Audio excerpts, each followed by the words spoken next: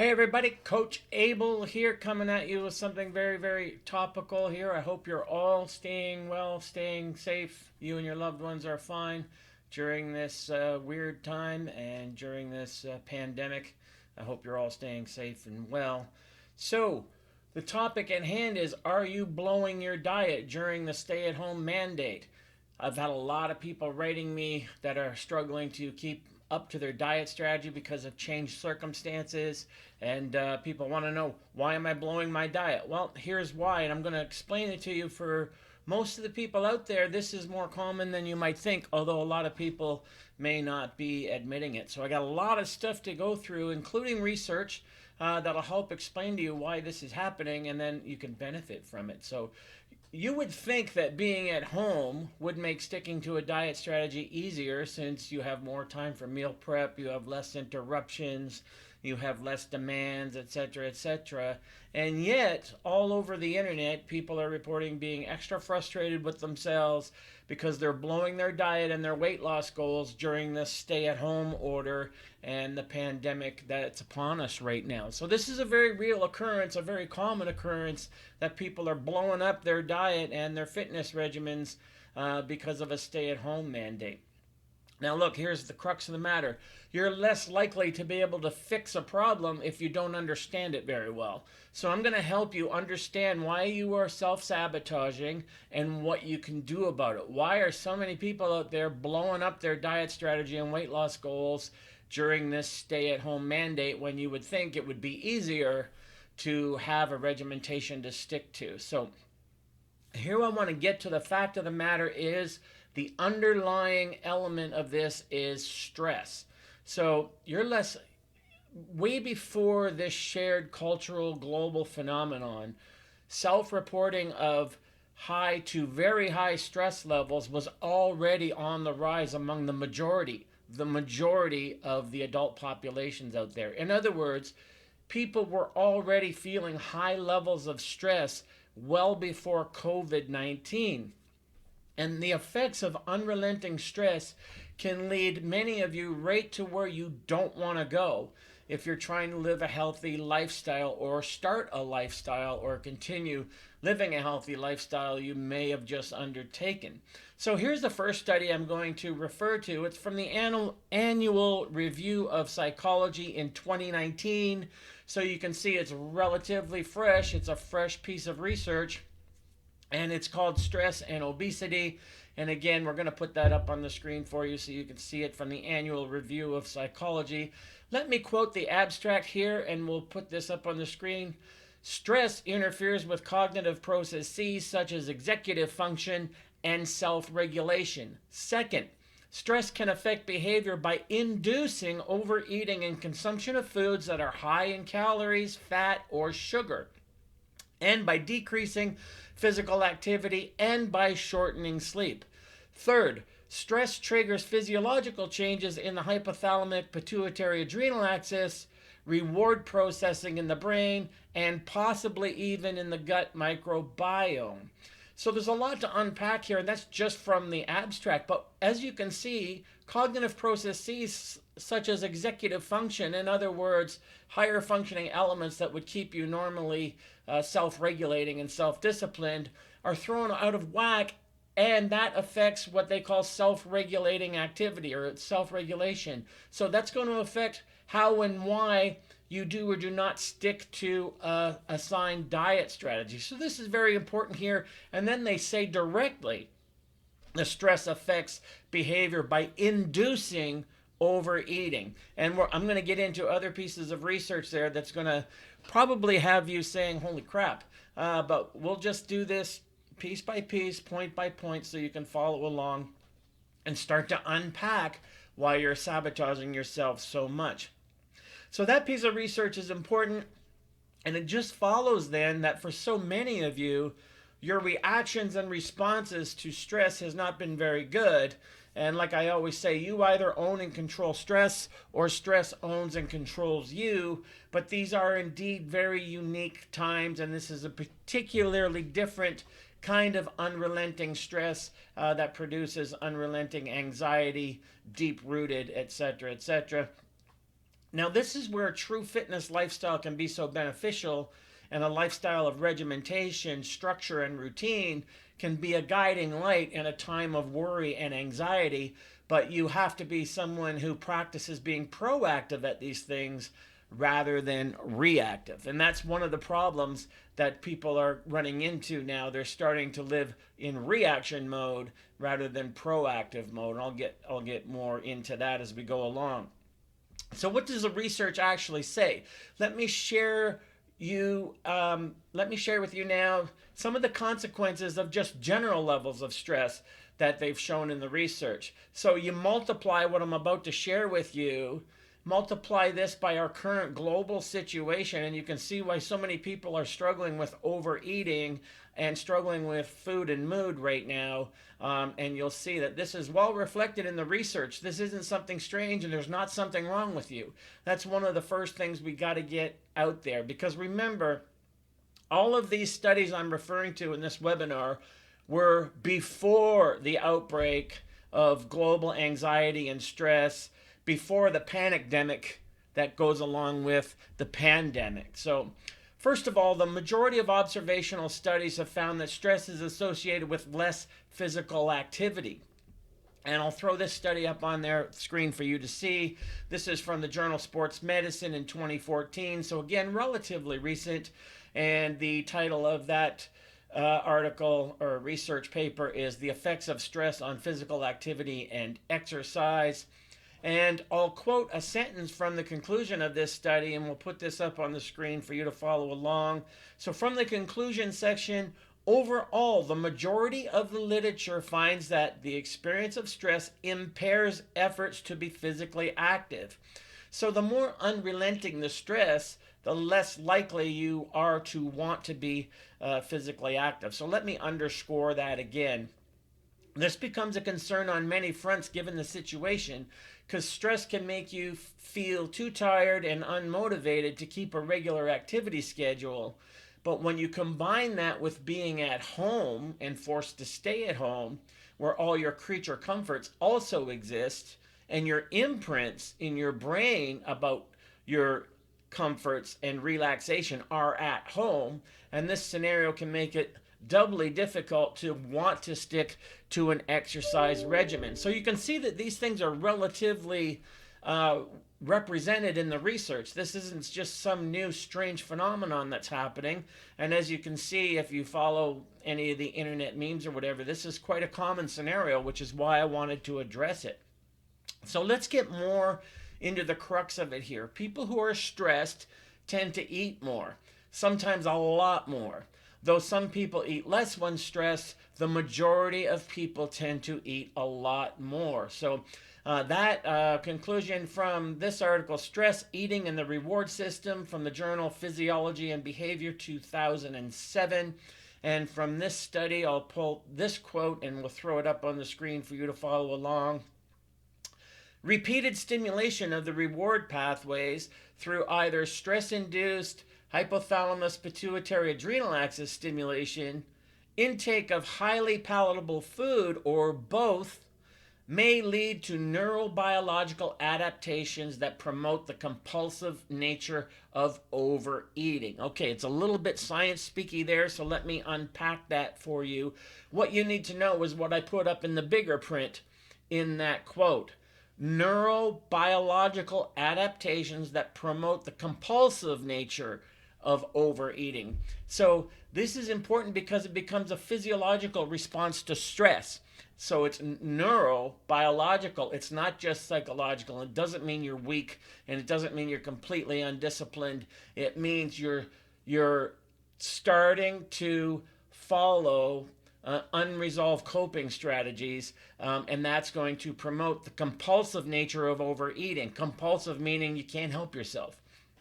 And we're going to get into that. So once again, this issue can become an even bigger problem when you are at home with more time on your hands than you're used to, and more time on your hands for worry and anxious thinking, anxious energy, while at the same time, you're in an environment which makes it easier and more convenient and immediate access for you to reach for food to quell that level of anxiety. So remember, from that piece of research, all right, intake of highly palatable food and the stress on the pituitary adrenal axis, and both can lead to neurobiological adaptations that promote compulsive nature of overeating. So it starts to make sense now. It's starting to unfold why you're self-sabotaging and you seem to feel like you can't help it. So let me reiterate the problem so many of you are going through right now. You aren't finding yourself just eating more food, which is part one of this equation, but you're finding yourself eating foods higher in sugar, fat, calories, in other words, hyperpalatable foods, junk food, etc., etc. And this is to stimulate the opioid reward centers of your brain in order to offset the unrelenting stress.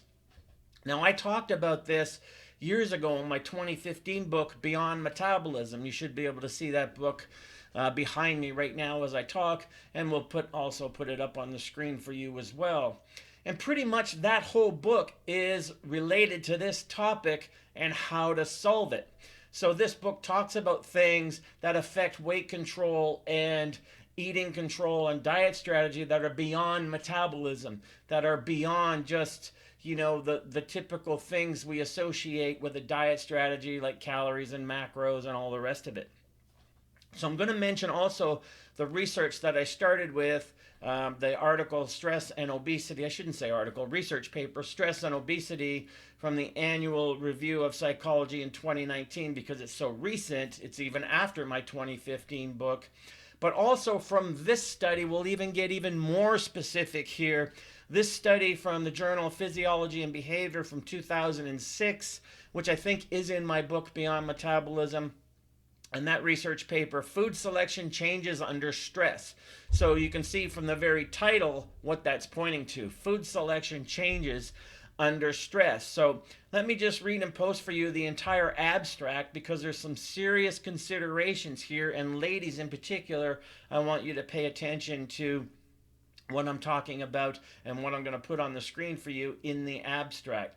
So from this research paper, Food Selection Changes Under Stress, from the Journal of Physiology and Behavior, the abstract reads, 2 studies investigate the effects of stress on food choice. Experiment 1 demonstrates experimentally that stress causes changes in food choice away from healthy low-fat foods like grapes, where we're in the experiment, and toward less healthy high-fat foods, M&Ms, which were in this experiment.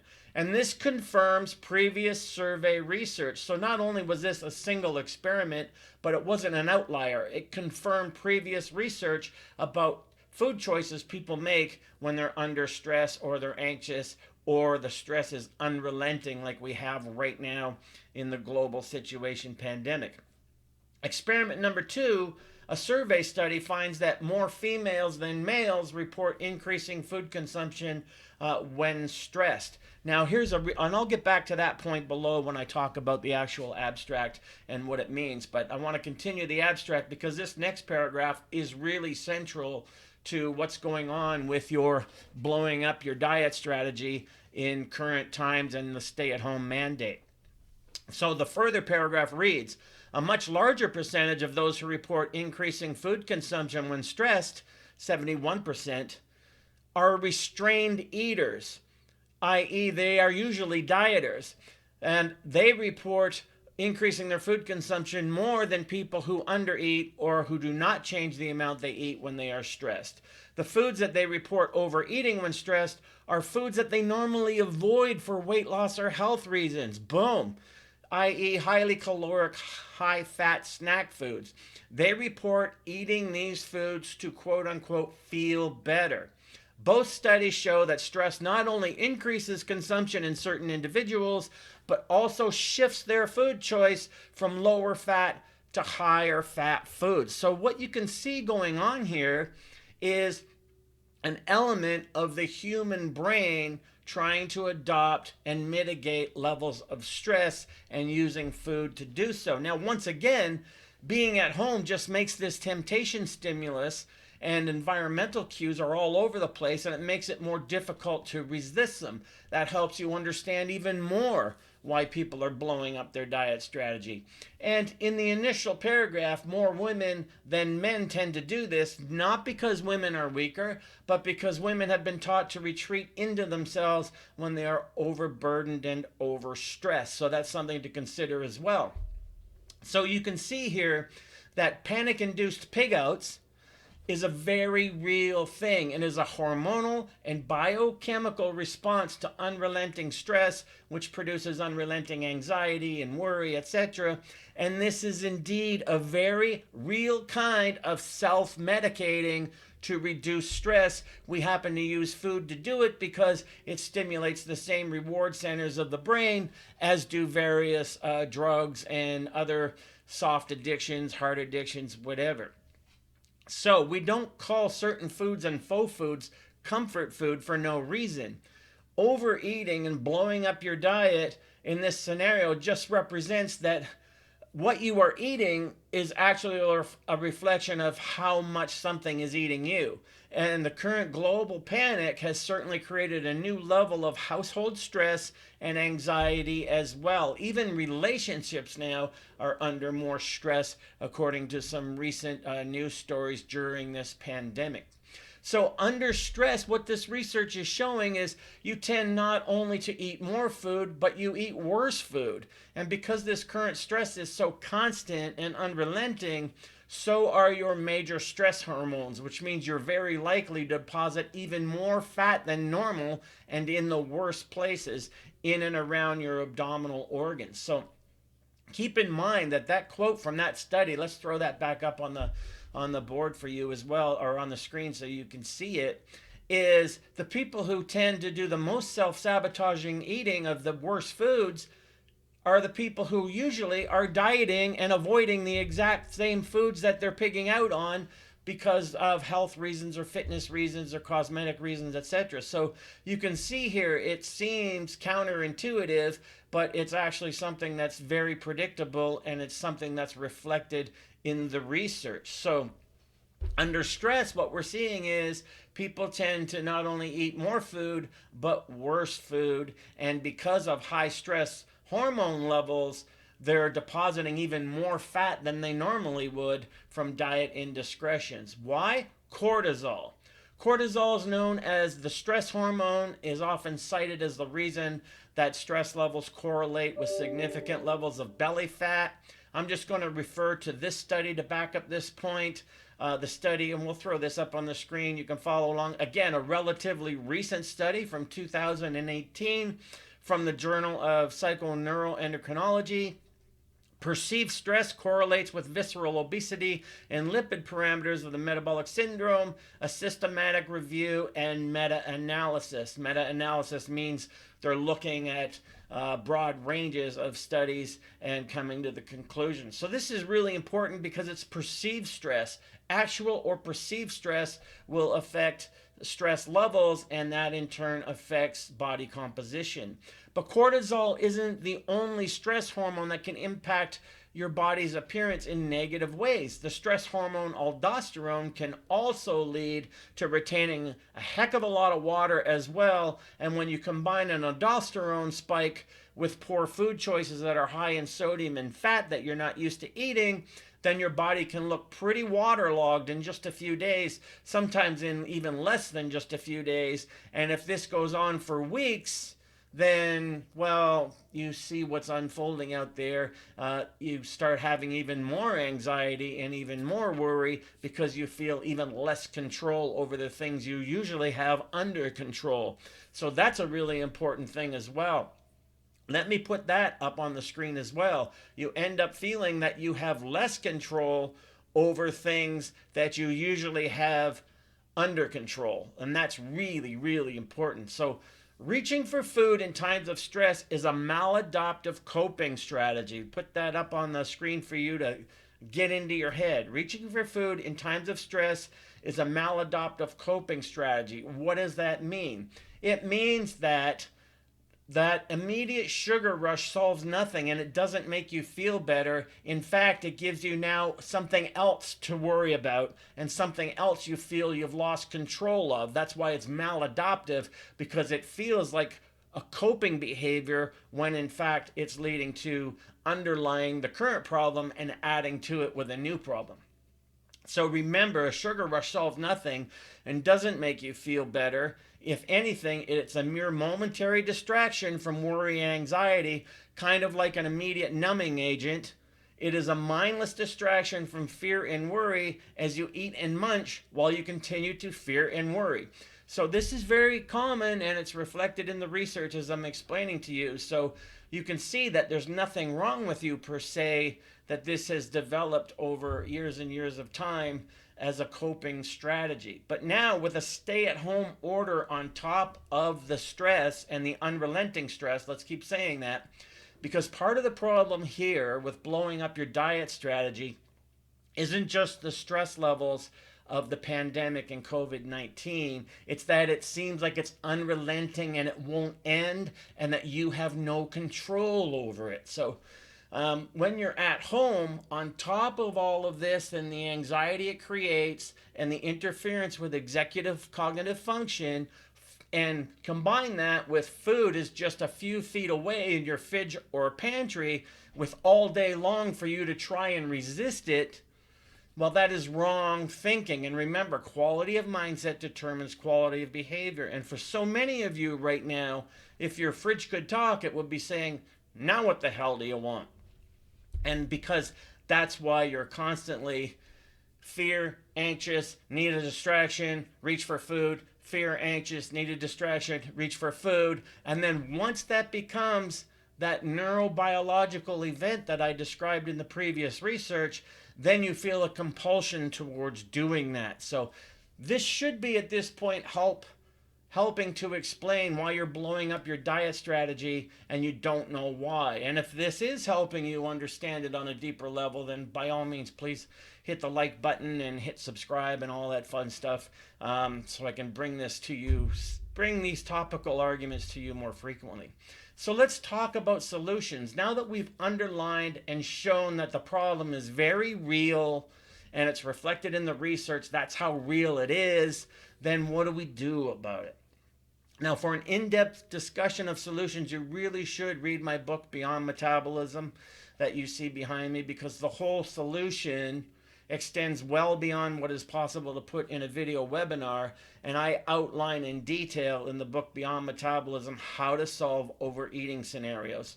But this isn't just overeating, this is stress eating that leads to not only overeating, but eating the worst kinds of foods.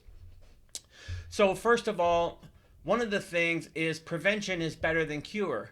The obvious example here is it's better to never start smoking than to start smoking and then try and stop, right? So it's the same thing here. You have to catch yourself before you wreck yourself, and prevention is better than cure. Another part of these solutions is structure and routine are important solution elements. While you're stay at home, establish and stick to regular meal times, exercise times, sleep and wake times, and no snacking. Put that on your fridge, put it in your cupboard or your pantry door, whatever. No snacking. So you have to be vigilant about this, or that compulsion is going to take over. Furthermore, and I really want to get into this, and I hope people will hear me when I talk about this rather than just reacting negatively to what I'm about to say. But look, desperate times call for desperate measures. And you can see that pandemic-induced overeating is a form of self-medicating, right? Everything I've described, the overwhelmed nature on the adrenal axis, hypothalamic pituitary adrenal axis, means you're looking for something to numb that, distract you from that, even biologically and physiologically, so you're self-medicating with food. Desperate times call for desperate measures. Why not try some real medication? Now, I'm not one to normally jump to recommending meds, so please don't attack me here for saying so or doing so, but let's get real here. These are special, unique times. And if you're suffering a higher level of anxiety that so many hypersensitive people are right now, they're feeling it more so than others, then a mild benzodiazepine medication like lorazepam, the common name is Ativan, that can go a long, long way to preventing you from self sabotaging and self medicating with food to the point where it becomes habitual and becomes that compulsive drive. And if you're not familiar with Ativan, lorazepam, I'll just give you a brief rundown here. It's a relatively mild drug and is used specifically to treat anxiety disorders and trouble sleeping. So that seems to be a good fit for the current scenario stay at home order, because not only are people experiencing hyper anxious levels, but they're also, because of that, having trouble sleeping.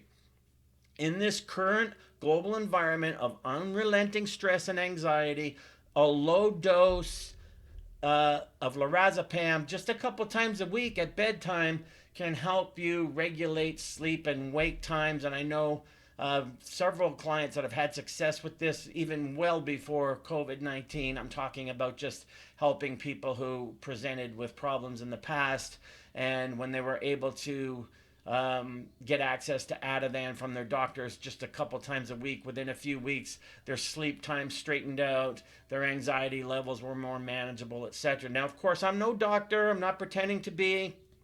And if you need to have this conversation, and you should have this conversation, discussion with a medical professional, by all means do so. But it seems to me that medical intervention is superior than self-medicating with food, which, again, if you self-medicate with food just long enough and connect the self-medicating with food with quelling anxiety levels and worry levels and stress levels, then that can become a habit that you're not going to be able to break when all this is over. Remember that research from it becomes a neural biological event which produces compulsive eating behaviors. Next part of the solution. Now, okay, I'm going to get a lot of comments on that. How dare you recommend drugs? Drugs exist for a reason, folks. So, I can see this particular environment being one of those good reasons. And that's just my opinion. Of course, consult your medical professional, take it from there. Next part of the solution. I mentioned this at the onset of this webinar. Be proactive, not reactive. And for here, I'll mention another one of my products and projects, Cycle Diet to the Rescue.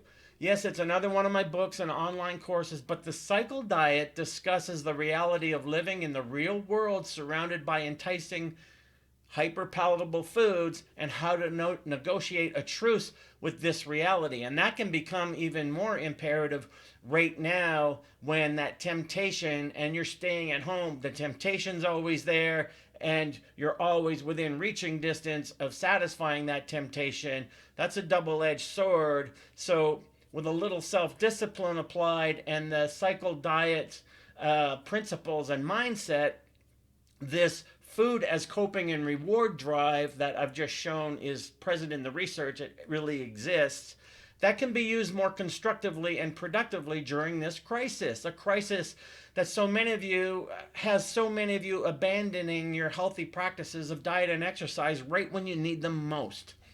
So if you instead use food or a meal or a refeed day as a proactive and planned event, rather than it being an impulsive reaction to stress and anxiety, then this might actually be something to look forward to in a more constructive way. And this has payoffs. This has rewards, which I'll explain to you. In spite of the current wave of worry and anxiety and stress, if you stayed true to your diet regimen 6 days per week, and then you scheduled a cheat meal or a full refeed day or cheat day or whatever you want to call it, or just to have one day away from that regimentation to simply enjoy a day away from structure and routine, well, that gives you a sense of control. You feel more in control in an environment where you're feeling less and less control. So then you would control stress hormones, and you would still get comfort from food, which is that drive that I talked about, which is present right now. But you would also generate personal emotional comfort that comes with delayed gratification and reward, And again, that so important feeling of being in control, because the worst kind of stress is the kind of stress where you feel you have no control. So just something simple like being proactive and planning a refeed and planning a junk meal rather than just giving in to the temptation can give you back a sense of control. And this would give you something proactive to look forward to as well, while still mitigating the intensity of worry and anxiety as you look forward to earning the reward. Anticipation can be a very positive and motivating practice. And one day away from structure and routine can actually be part of the overall structure and routine approach to constructive and productive self-care. I've been living this way for decades, the cycle diet lifestyle, where you only have those hyperpalatable foods on a planned day or vacation or whatever, and then getting away from your usual diet strategy, structure, and routine actually becomes part of the overall structure and routine, which means during this COVID-19 outbreak and pandemic and panicdemic and everything that goes with it, my diet hasn't changed at all. My regimen hasn't changed at all because I practice it in times where there is no stress. It's even easier to keep practicing it in times of stress in order to alleviate the stress, which is what so many of you are looking for when you're self-sabotaging and medicating with food. So hopefully you understand that now. Now, we also know, as I've explained here, stress crushes motivation. The study that I referred to, that people tend to be less physically active under stress. And you may not be motivated to continue to exercise while your gym is closed, but that is the most important time to continue to do so. Being proactive for your own mental and physical well-being and health, because why would you want to compromise your immune system right now? And one of the ways you don't compromise your immune system is by undertaking a healthy lifestyle, healthy diet strategy, regular exercise, etc., etc. And you have to be proactive about it. And now you have to be vigilant about it, because under stress, temptation becomes heightened, and so does giving in to it. So now, if you absolutely can't avoid temptation foods in your home, like I have my cheat day stuff in my fridge or in my cupboard, I don't touch it until it's cheat day, but I've been practicing that for decades. So that might be hard for you. And you say, well, I can't avoid having that stuff. I can't avoid the temptation. It's too strong. Then get those foods out of your house for now while you're in lockdown. If you say you can't because you have kids, etc., then think about that statement for a minute, because these foods aren't doing your kids any good either, especially if this creates a habit of reaching for comfort foods not around normal meal times and or to cope with stress.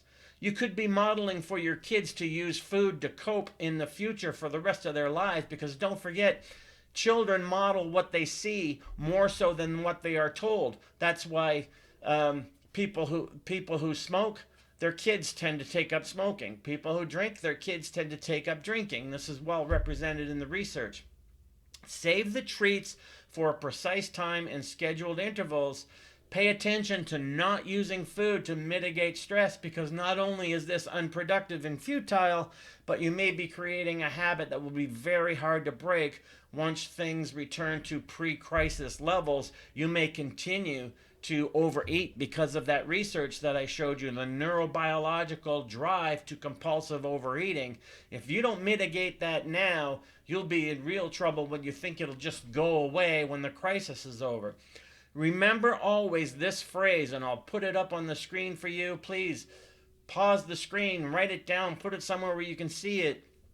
The chains of habit are too light to be felt until they are too heavy to be broken. And that's really, really important. You may think that a diet indiscretion for the next few weeks and turning to food to help you cope with the stress of the current, unknown reality and the new normals that are unfolding. You may think that's pretty harmless right now, but again, if that becomes a habit, then those chains will be too light for you to feel right now as you rationalize your eating, until that becomes a habit with chains that are too heavy to be broken. Finally, another example that as a solution to this particular problem of blowing up your diet during the stay-at-home mandate, which is explained in my book Beyond Metabolism, learn the cognitive lesson to change the channel in your brain. If all you focus on is doom and gloom news, then there's no self-promoting results from that level of constant bombardment of stress stimulation and the anxiety it leads to. So change the channel. Tell yourself in your own mind, say it out loud if you have to. Change the channel. If you find yourself over focusing on the news of the pandemic or the bad news related to it, economic or otherwise, change the channel before it becomes too much. Here's ways you can do that. Watch streaming TV, read a good book. Better yet, use YouTube to distract yourself with some feel-good short videos. I'll give you some examples myself. I've been tending to lately watching talent show auditions on YouTube from various talent shows, and I watch both the good, really talented auditions and the really, really bad ones that are hilarious. I watch Hope for Paws, which is about real-life dog rescues and has happy outcomes almost all the time. I watch animals being reunited with humans and other animal short videos. I watch previous decades music videos from the 60s, 70s, and 80s, and even old television show clips from those eras. So you can see there's all kinds of ways where you can change the channel in your brain from something else other than endless news about the pandemic. This is one time in your life's history or in cultural shared history where distraction can be a good thing. Our brains can only handle so much unrelenting stimulation of stress and the adrenal axis, as I've showed in the research. And notice the choices, my own choices, that I mentioned above, the things that I watch, the things that I do, like binge watching on streaming TV, etc. They're not just distractions. If you look at my list, they're also mood changers, which is what you were seeking anyway when you reach for junk food and you overeat. So there are other ways to change your mood than to reach for food. So that's another little slogan you can write down. Let's put it on the screen for you. There are other ways to change your mood than to reach for food. So get that, write that down, put that somewhere as well, and keep it handy. These are ways to help find a solution. But the drive home point here is that now is the time to be even more vigilant with your fitness regimen and diet strategy, because remember, what I have just showed you here is that research does indeed show that weight gain and poor food choices and inactivity are indeed associated with increased stress levels. And at no point, I think, in our related human history, for those of us who were born after world wars, etc., is increased stress levels ever been quite what they are right now, both in terms of health and family and economic considerations. So in other words, summing all this together, there is an innate drive in you right now, this very minute, to self-medicate and to overeat and to eat junk. So you must double down on the self-discipline.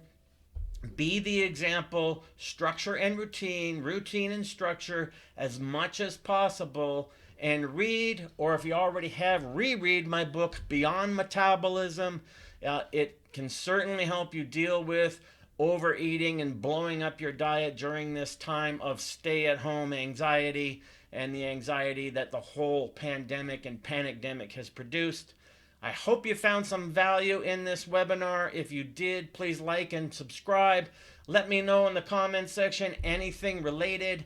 Hopefully that helps you understand why you're blowing up your diet and you couldn't figure out why before, and there's not something wrong with you. This is actually well represented in research about stress and overeating and lack of activity and reaching for the wrong foods for the wrong reasons and self-medication, etc., etc. So once again, hopefully this helped out. I know it's a long webinar, but the situation required addressing it both from research and opinion, and to help you understand where you're getting off track and how you can get back on track. And that's a really, really important thing. So hopefully this served some good ends and gave you some valuable insights that you can use and put to use to not lose it while you're at home during this stay-at-home mandate. Thanks for watching. By all means, hit share, hit like, all the rest of that stuff. Leave comments in the comment section, and I'm happy to see you all in the next video. Hopefully healthy and well. Be well, everybody, and we'll see you soon.